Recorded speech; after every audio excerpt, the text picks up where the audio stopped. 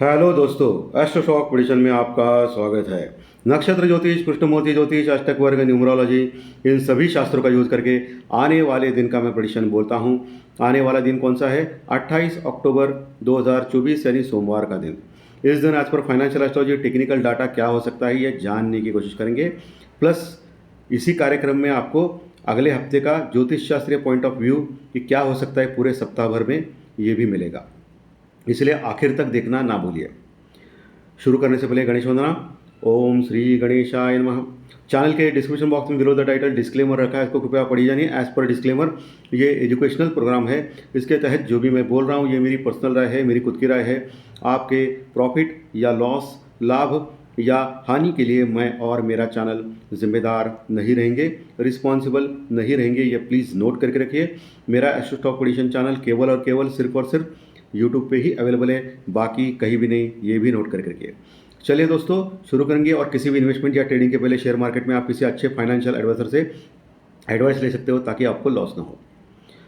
दोस्तों, पिछले रविवार, पिछले संडे मैंने इस हफ्ते का रिव्यू दिया था एस्ट्रोलॉजिकली क्या हो सकता है पूरे हफ्ते का। आप देख सकते हो, अभी भी वीडियो मौजूद है पिछले संडे का। उसमें मैंने क्लियर कट बोला था कि मुझे 2 दिन बहुत बड़ा फॉल मार्केट में दिखाई दे रहा है। 2 दिन कौन से वो 2 दिन मैंने बताए थे?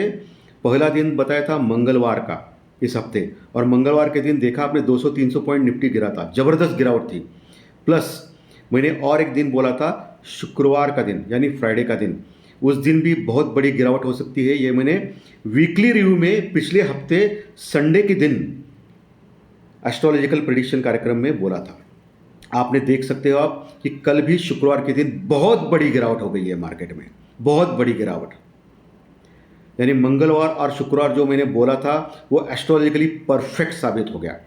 और डेली का जो मैं प्रेडिक्शन बोलता हूं उसमें मैंने आपको बोला था शुक्रवार के लिए कि मार्केट नीचे तो जाएगा लेकिन इंपॉर्टेंट सपोर्ट के पास से मार्केट बाउंस बैक देगा और नीचे से mix to positive, mix to तेजी भरा मार्केट रहेगा। लेकिन मार्केट फिर ऊपर टिक नहीं पाएगा, फिर नीचे आएगा। क्या हो गया? कल शुक्रवार के सत्र में निफ्टी ने 24,070, 24,070 यानी 24,050 मोटा मोटी मान ले, वहाँ सपोर्ट लिया। कब सपोर्ट लिया? दोपहर 2-2:30 बजे के आसपास। और वहाँ से ज़बरदस्त बाउंस बैक आ गया निफ्टी में, बहुत ही बड़ा बाउंस बैक आ गया। 24,070 से बाउंस बैक आ गया निफ्टी में डायरेक्टली 24,250 तक, 24,250 तक। आप देख सकते हो दोपहर 3-3:15 बजे तक ज़बरदस्त तेजी निफ्टी में देखी गई। यानी नीचे से लगभग 180 पॉइंट यानी 180 पॉइंट निफ्टी नीचे से बाउंस बैक किया। और फिर एडजस्टेड जो क्लोजिंग आ गई आखिर में 3 से 3:30 बजे, क्या होता है कि एवरेज क्लोजिंग दिया जाता है, तो फिर बाद में 24,200 के नीचे यानी लगभग 24,180 के नीचे निफ्टी क्लोज हो गया, 24,180 के पास, लगभग 200-220 पॉइंट माइनस में। और वही बैंक निफ्टी लगभग 750 यानी 750 पॉइंट माइनस में क्लोज हो गया, mainly due to IndusInd bank के रिजल्ट के कारण। इंडसइंड बैंक लगभग 20% माइनस में क्लोज हो गया। बहुत बड़ी गिरावट इंडसइंड बैंक में, क्योंकि उसके जो रिजल्ट है वो बहुत ही ख़राब थे। और बैंक निफ्टी को इसके लिए सेलिंग प्रेशर आ गया बैंक निफ्टी में, और निफ्टी से भी ज़्यादा बैंक निफ्टी गिरा दोस्तों। लेकिन बैंक निफ्टी भी थोड़ा बहुत कवर किया। इसके बावजूद भी 50,800 के आसपास, 50,800 के आसपास बैंक निफ्टी क्लोज हो गया। ये हो गई अपनी मार्केट की बात। इंडिया विक्स भी अच्छा खासा बढ़ा था, बाद में फिर थोड़ा कूल ऑफ हो गया और 14.60 के आसपास क्लोज हो गया, जो 15 के आसपास चल रहा था जब तेज गिरावट थी मार्केट में। इतनी ज़बरदस्त गिरावट थी कि 24,000 का लेवल भी टूट जाएगा ऐसा डर लग रहा था। इंडिया विक्स 14.60 के पास क्लोज हो गया, 5-6% माइनस में। डॉलर इंडेक्स और 10 साल की बॉन्ड यील्ड कंटिन्यूस बढ़ रही है दोस्तों अमेरिकन मार्केट में, और इसका असर अमेरिकन मार्केट पे भी पड़ रहा है। कल अमेरिकन मार्केट लगभग 250 पॉइंट यानी 250 पॉइंट लगभग माइनस में क्लोज हो गया। पिछले कई दिनों से यानी पिछले हफ्ते पूरे लगातार अमेरिकन मार्केट गिरा था, और उसने भी टॉप जो ऑल टाइम हाई लगाया था 43,200 के आसपास का, वहाँ से लगभग 1200 पॉइंट दे दिया उसने। 1200 पॉइंट का करेक्शन इसमें भी आ गया, अमेरिकन मार्केट में भी आ गया। हम अकेले गिर नहीं रहे थे, अमेरिकन मार्केट भी गिर रहा था, लेकिन एशियन मार्केट और यूरोपियन मार्केट ठीक ठाक थे, इतने कुछ खास गिरे नहीं। क्रूड ऑयल वही है $76 के आसपास प्लस माइनस चल रहा है। अभी जो पुट कॉल रेशो अगर बात करेंगे तो पुट कॉल रेशो वही है दोस्तों, मोटा मोटी 0.80 के पास है, 0.80 के आसपास, 0.65 से 0.85 के आसपास है पुट कॉल रेशो, 0.90 के पास आप बोल सकते हो। सो एक के नीचे पुट कॉल रेशो है। पुट कॉल रेशो में भी कोई प्रॉब्लम समस्या नहीं दिखाई दे रही है।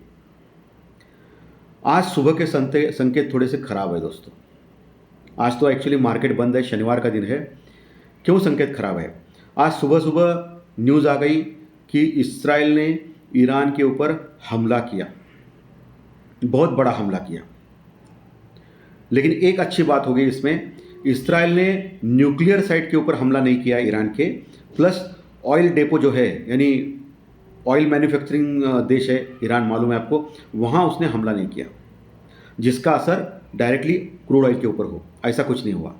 लेकिन इसका थोड़ा बहुत असर तो क्रूड ऑयल पे पड़ेगा और हो सकता है कि मंडे के दिन थोड़ा बढ़ सकता है क्रूड ऑयल, क्योंकि ईरान इसराइल के बीच तनाव बढ़ सकता है। तो इसका असर अभी मंडे को देखा जाएगा। लेकिन ये रिवेंज पॉलिसी है, ईरान ने इसराइल के ऊपर हमला किया, इसराइल ने ईरान के ऊपर हमला किया, अभी ईरान क्या करता है ये देखना पड़ेगा। सो ईरान और इसराइल का युद्ध अभी गहराता जा रहा है दोस्तों, जैसे रशिया और यूक्रेन का युद्ध चल रहा है। सो इसका असर भी मार्केट के ऊपर देखा जा सकता है। ICICI बैंक का रिजल्ट आज के दिन है, देखना पड़ेगा उसका कैसा रिजल्ट आएगा, लेकिन माना यह जा रहा है कि अच्छा रिजल्ट आएगा, like axis bank, HDFC bank, axis bank के रिजल्ट अच्छे आ गए। अभी ICICI बैंक का अच्छा रिजल्ट आ गया तो थोड़ा सा बैंक निफ्टी और बढ़ सकता है। सो ओवरऑल हमारे मार्केट में पिछले हफ्ते बहुत बड़ी गिरावट हो गई, लेकिन नीचे के लेवल से बाउंस बैक में मिला और नीचे के लेवल से जिन्होंने भी खरीदा रहेगा उनको फ़ायदा हुआ रहेगा। लेकिन इमीडिएटली प्रॉफिट बुक करना, क्योंकि ऊपर के लेवल पे फिर सेलिंग का प्रेशर था पिछले हफ्ते पूरे, या पिछले 10 दिनों से बोल सकते हैं आप। हम पिछले हफ्ते यही मेंटेन किया था मैंने, ये व्यू मिक्स टू पॉजिटिव, लेकिन नीचे से, और आपको तुरंत आपको बेचना है। क्यों ये बोला था मैंने? क्योंकि अगर गैप डाउन अगर खोलता है तो आपको क्या शॉर्ट करने का कोई चांस नहीं मिलता है, लेकिन शुक्रवार के सत्र में अच्छा चांस मिला। और दूसरा, मैं हमेशा जो बोलता हूँ, हेजिंग करो, हेजिंग करो, हेजिंग करो। जिन्होंने भी पिछले हफ्ते हेजिंग किया रहेगा, स्पेशली शुक्रवार के दिन, कल के दिन, उन्होंने बहुत ही ज़बरदस्त पैसा कमाया रहेगा। बहुत सारे मैसेजेस मुझे प्राप्त हुए जिसमें लोगों ने बहुत अच्छा पैसा कमाया हेजिंग के द्वारा।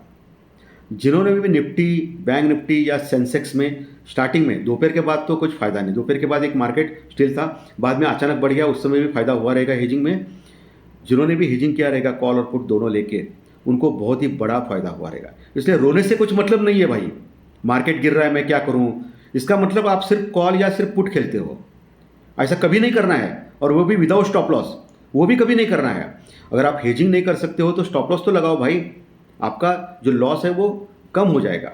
इसलिए मैं हमेशा बोलता हूँ इस चैनल के थ्रू, क्योंकि बहुत सारे नए जो इन्वेस्टर, ट्रेडर जुड़ रहे हैं इस चैनल पे, और शेयर मार्केट में नए नए डीमैट ओपन हो रहे हैं। उन्होंने अभी मंदी नहीं देखी है और ये बहुत बड़ी मंदी वो देख रहे हैं। 26,200 का ऑल टाइम हाई के बाद मार्केट देखिए लगभग 2,000 पॉइंट करेक्ट हो चुका है, 2,000 पॉइंट ऊपर से, बहुत बड़ी गिरावट निफ्टी में, 2,000 पॉइंट, लेकिन 8 से 10%, 8% मान सकते हो, तो बहुत बड़ी गिरावट है। अभी रुकेगा कहाँ? क्योंकि इस मंडे का दिन भी ईरान इसराइल के युद्ध के ऊपर रिएक्ट कर सकता है मार्केट, और क्रूड ऑयल अगर बढ़ गया तो इसका भी इम्पैक्ट हमारे मार्केट में आ सकता है। गिफ्ट निफ्टी अभी लगभग 40-50 पॉइंट माइनस में दिखा रहा है कल के सत्र में। अभी मंडे के दिन क्या ओपन होगा देखना पड़ेगा, लेकिन गिफ्ट निफ्टी का कुछ भरोसा नहीं है।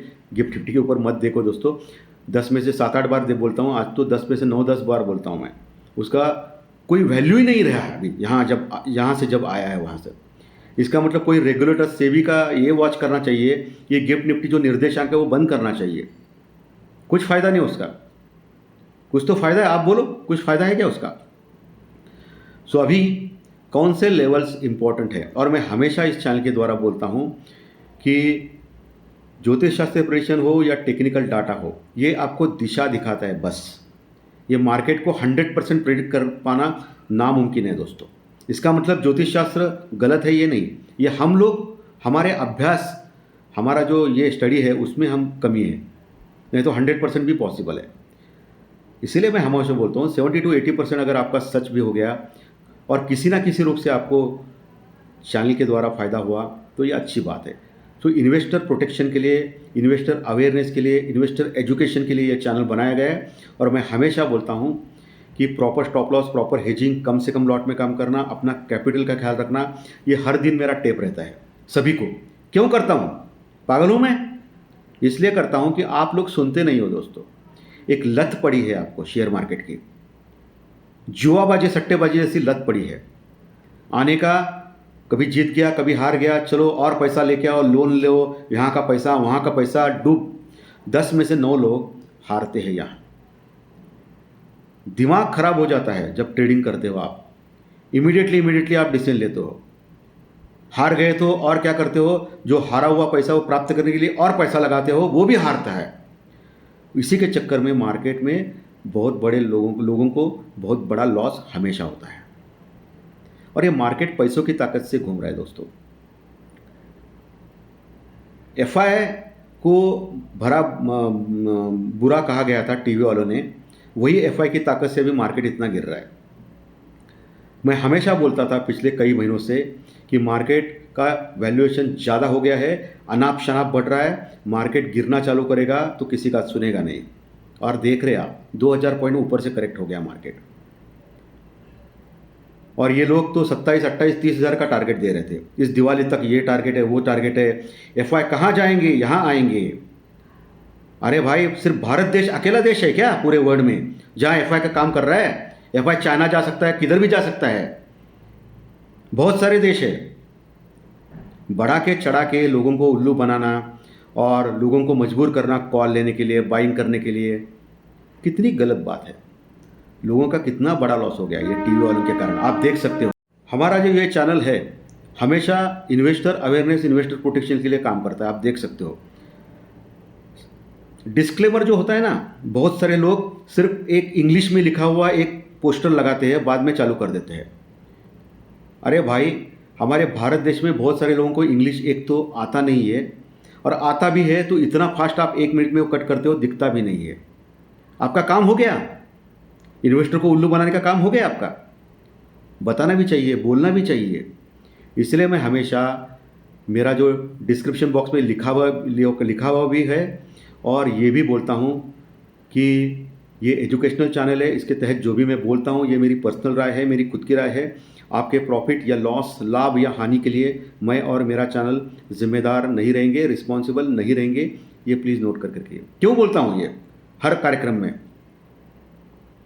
इसलिए बोलता हूँ कि लोग थोड़ा सा दिमाग से काम करें, मेहनत से काम करें, श्रद्धा से काम करें, कम से कम लॉट में काम करें, क्योंकि कैपिटल को प्रोटेक्ट करना बहुत बहुत ज़रूरी है दोस्तों इस मार्केट में। अभी ईरान इसराइल का जो इफेक्ट है वो मंडे को पड़ेगा ही पड़ेगा, उसमें कोई दो राय नहीं है। क्रूड ऑयल के ऊपर भी ध्यान रखना है, और ईरान फिर से इसराइल के ऊपर हमला करेगा क्या, ये भी डर अभी होगा। अगला हफ्ता आखिरी का हफ्ता है दिवाली के पूर्व, और मार्केट में बहुत बड़ी करेक्शन हो चुके हैं। सबसे बड़ी मज़ेदार बात क्या है मालूम है क्या? रिलायंस इंडस्ट्रीज़ का 28 तारीख को एक्स बोनस डेट है, मंडे को।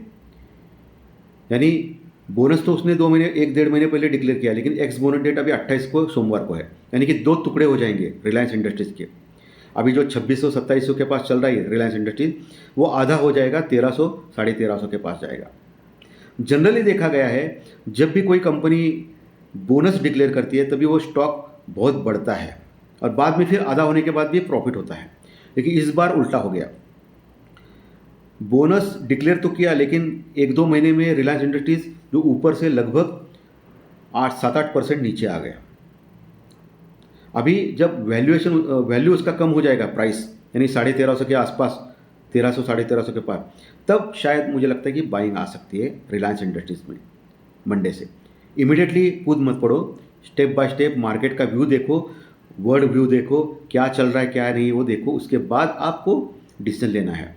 और जो भी करना है आपको स्टॉक्स में कीजिए। मैं हमेशा बोलता हूँ कि निफ्टी बैंक निफ्टी बहुत ही डेंजरस चीज़ है, लेकिन इसके बाद भी लोग समझते नहीं, इसलिए मुझे लेवल्स बोलना पड़ता है।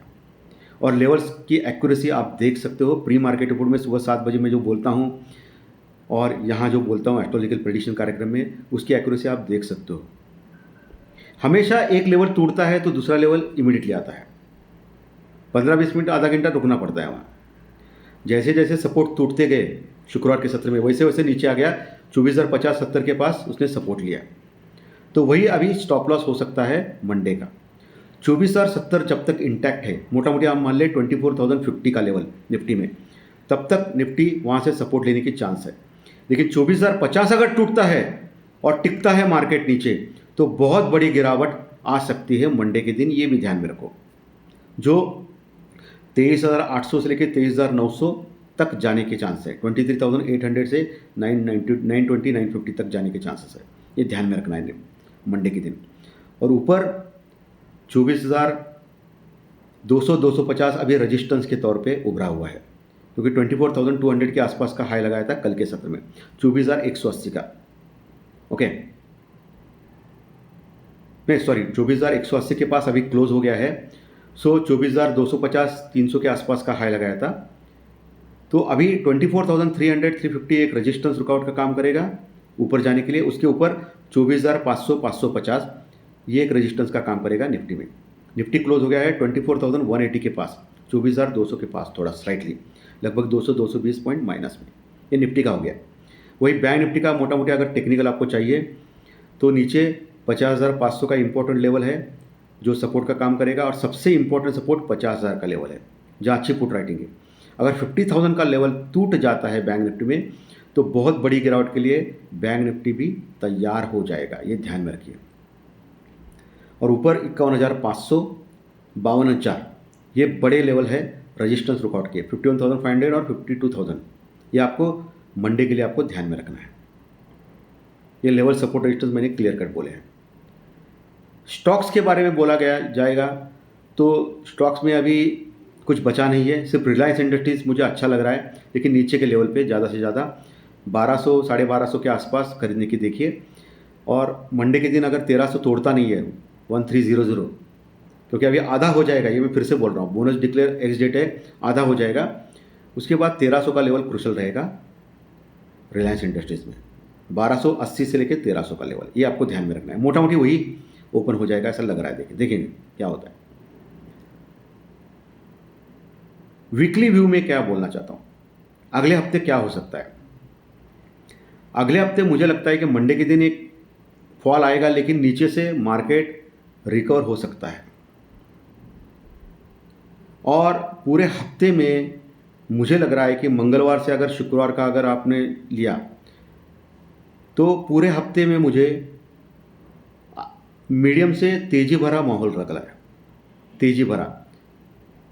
मंगलवार का दिन स्पेशली, बाद में गुरुवार के दिन थोड़ा फॉल आ सकता है, फ्राइडे के दिन थोड़ी तेजी आ सकती है। सो मोटा मोटी मान ले तो जो पिछला हफ्ता जो इतना ख़राब था उतना ये हफ्ता ख़राब नहीं होगा। अभी आप बोलेंगे कि इसराइल ने ईरान के ऊपर हमला किया है, इसके बाद भी मैं क्यों बोल रहा हूँ ये चीज़। देखिए दोस्तों, मुझे जो दिखता है वही मैं बोलता हूँ। डाउ फ्यूचर क्या कर रहा है, ग्लोबल क्या कर रहा है, वॉर क्या चल रहा है, इसके लेना देना है मुझे। वो टेक्निकल डाटा न्यूज़ के अनुसार मैंने बोल दिया है आपको। एज़ पर एस्ट्रोलॉजी मुझे मार्केट ठीक ठाक लग रहा है अगले हफ्ते, ये मैं क्लियर कट बोलता हूँ। हो सकता है मैं गलत भी हो जाऊँ, इसके लिए मैं बोलता हूँ कि proper stop loss, proper hedging करके चलो तो कोई प्रॉब्लम नहीं है। क्योंकि हर दिन एग्ज़ाम देना पड़ता है हमको, बस प्रिडिक्शन हर दिन का देना पड़ता है, हर दिन एग्ज़ाम देना पड़ता है। सो मोटा मोटी अगला हफ्ता एक आध 2 दिन डाउनफॉल मिलेगा, लेकिन वहाँ से रिकवर करेगा मार्केट, ऐसा मेरा सोचना है। मेरा जो प्रिडिक्शन है अगले हफ्ते के लिए वीकली व्यू में दे रहा हूँ मैं। मंडे के लिए क्या हो सकता है, मंडे 28 अक्टूबर को as per KP chart, Krishnamurthy ज्योतिष चार्ट, चंद्रमा सिंह राशि में है, सूर्यदेव के राशि में है, लेकिन यहाँ चंद्रमा को समसप्तक योग हो गया है शनि से, यानी शनि की पूरी दृष्टि चंद्रमा के ऊपर पड़ रही है। ये नेगेटिव है, इसमें कोई दो राय नहीं है। इसलिए मैंने आपको थोड़ी देर बोला कि नीचे के लेवल पे आपको फिर से बाइंग आ सकती है मंडे के दिन, लेकिन विदाउट स्टॉप लॉस मत कीजिए या विदाउट हेजिंग मत कीजिए कुछ भी। वृश्चिक लग्न की कुंडली है as per KP chart, Monday का दिन है और तारीख है 28, 2 + 8 = 1, सूर्यदेव का अंक है और सोमवार चंद्रमा का है, ठीक ठाक है एज पर न्यूमरोलॉजी। अगर कृष्णमूर्ति ज्योतिष चार्ट का अगर अध्ययन करें, केपी चार्ट का, उसका नक्षत्र सब लॉर्ड, उसके उपनक्षत्रों में एज पर केपी चार्ट, उसके योग नक्षत्र लॉर्ड और चंद्रमा के साथ नवमोष कुंडली और अन्य कुंडली सब कुछ स्टडी करने के बाद मुझे लग रहा है कि नीचे से मार्केट रिकवर होना चाहिए, बट मोटा मोटी माहौल मंदी का रह सकता है मंडे के दिन।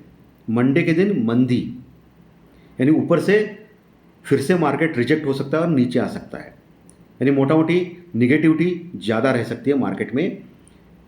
लेकिन नीचे बहुत इंपॉर्टेंट जो इम्पोर्टेंट लेवल है वहाँ से बाउंस बैक करेगा, फिर नीचे आएगा मार्केट, ऐसा मुझे मंडे के दिन लग रहा है। ये मेरा प्रेडिक्शन है दोस्तों। चंद्रमा सिंह राशि में है, ये ध्यान में रखिए, और उसका जो नक्षत्र है पूर्वा फाल्गुनी नक्षत्र, जो शुक्रदेव का नक्षत्र है। चंद्रमा के अनुसार, आपकी राशि के अनुसार आपका सोमवार का दिन कैसा जा सकता है, इसके बारे में डिस्कस करेंगे दोस्तों। मेष राशि को अच्छा जा सकता है, वृषभ को खराब, मिथुन को अच्छा, कर्क को खराब, सिंह को अच्छा, कन्या को अच्छा, तुला को खराब, वृश्चिक को अच्छा, धनु को अच्छा, मकर को खराब, कुंभ को खराब, और मीन राशि को मिक्स जा सकता है। ये मैक्सिमम 80% तक सही मानना है, 100% सही मानने की गलती ना करें, क्योंकि आपकी खुद की जन्म कुंडली इंपॉर्टेंट होती है।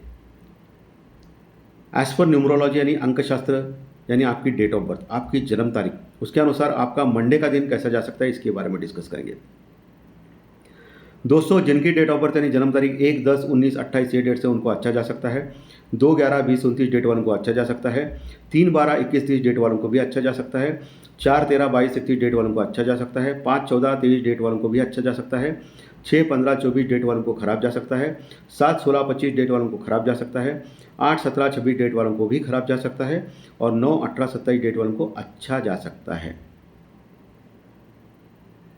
ये जो मैंने बोला है ऐसे होने की 100% गारंटी मैं नहीं दे रहा हूँ। ये एक दिशा दर्शक शास्त्र है एस्ट्रोलॉजी, उसको लेना है आपको, टेक्निकल डाटा के लेवल्स लेना है और खुद भी स्टडी करना है मार्केट का। खुद की अकल, खुद की मेहनत भी बहुत ही इंपॉर्टेंट होती है ट्रेडिंग के पॉइंट ऑफ व्यू।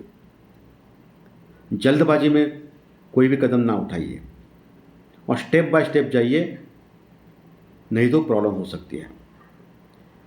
ट्रेडिंग करने का और एक मैं आपको सुनहरी एक किस्सा बोलता हूँ जिससे आपको फ़ायदा हो सकता है।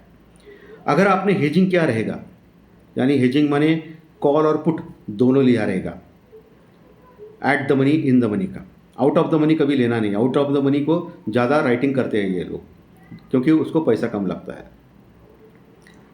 अगर आपने लिया रहेगा निफ्टी का, फॉर एग्जांपल अभी जो 24,200 के पास है, 24,200 का कॉल, 24,200 का पुट, ये दोनों अगर लिया रहेगा तो एक साथ मत लीजिए।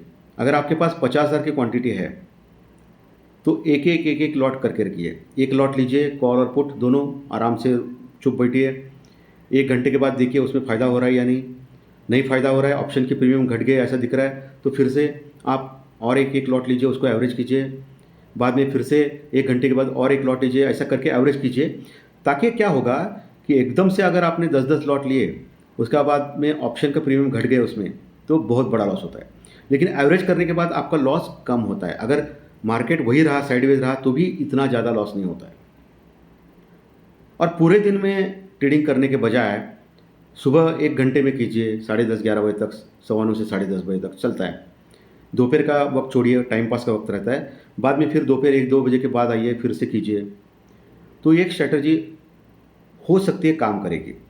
100% कोई गारंटी नहीं है, कोई भी स्ट्रैटेजी 100% नहीं होती है मार्केट में। नहीं तो सब लोग अपना अपना जॉब, बिजनेस छोड़ के शेयर मार्केट में ज्वाइन होते थे और सब लोग बहुत बड़े बड़े व्यक्ति हो जाते थे, अंबानी जैसे। ऐसा नहीं होता है। ओके, सो ये मैंने एक स्ट्रैटेजी ऐसे ही आपको बोल दी दोस्तों। कभी मौका मिलेगा तो हेजिंग के ऊपर भी मैं बोलूँगा। धन्यवाद दोस्तों। आज का विश्लेषण अगर अच्छा लगा तो लाइक दबाइए, कमेंट बॉक्स में कमेंट लिखिए, और जो नए दर्शक पहली बार चैनल देख रहे हैं वो सब्सक्राइब का बटन जरूर दबाएं, ताकि आपको आने वाले सभी वीडियो इसी चैनल के ऊपर, सिर्फ और सिर्फ यूट्यूब के ऊपर ज़रूर देखने मिलेंगे। Thank you very much. फिर मिलेंगे जल्दी ही। Thank you very much.